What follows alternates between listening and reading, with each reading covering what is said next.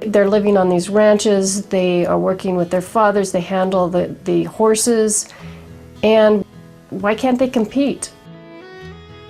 And they see themselves on the ranches doing just as much as the men.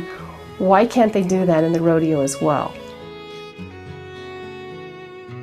And so these girls were riding astride, and that was very, very, the proper ladies didn't think much of that. And that alone, the fact that these women were riding astride and were wearing clothes that were a little different, was really a mark of a cowgirl. And any girl that would get herself into that garb was beyond the pale. The proper ladies didn't approve.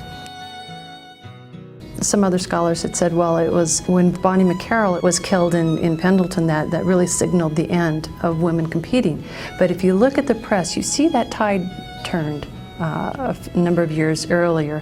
And with Bonnie McCarroll, it was sort of, that was the excuse they needed to say no more. The way things fell, and of course, like I said, Bonnie was just so famous that they were able to use that to their advantage to get rid of an event. Anytime you cut out a woman's event, you got room for another men's event and more money for the cowboys.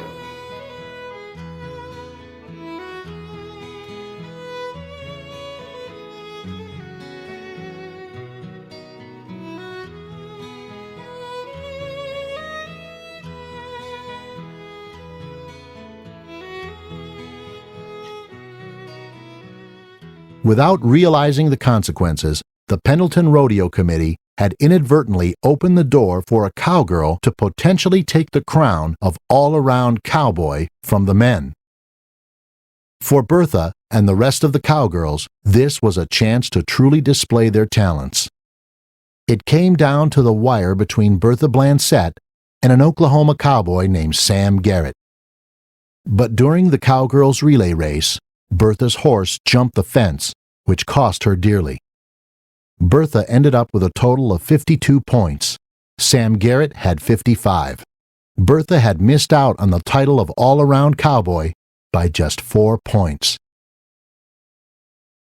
Over the winter, the Pendleton Rodeo Committee decided to change the qualifications for winning the all-around title.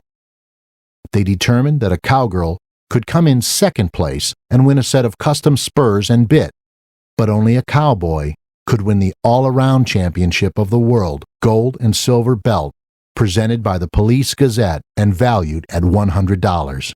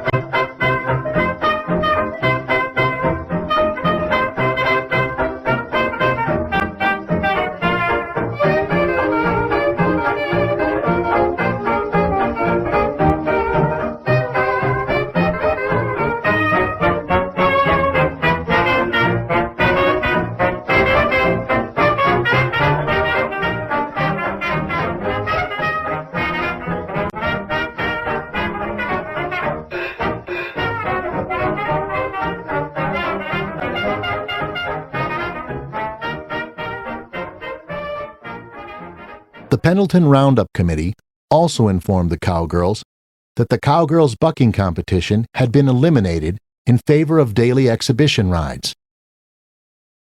An editorial in the East Oregonian addressed the Roundup Committee's decision by explaining that because women now swim the English Channel and they can ride and rope about as well and as swiftly as can any man who ever walked, hence they do not require nor do they desire the same degree of attentiveness they received in the days when the Roundup was young. With women no longer truly competing inside the rodeo arena, the Roundup Committee could focus on correcting the poor animal rights image that had come to be associated with the rodeo. Oh, I found out what was going on. The Pendleton Committee made her do it. The pickup men let out Black Cat, with Bonnie's saddle on its back, and her stirrups hobbled. Hobbled stirrups were a new requirement for women competing in the Pendleton Rodeo. But she was hired as a contract performer. And as a contract performer, you have to do what they want you to do. You don't have a choice. And she had no experience riding hobble because she never did. I never met one champion woman bronc rider that ever rode that way.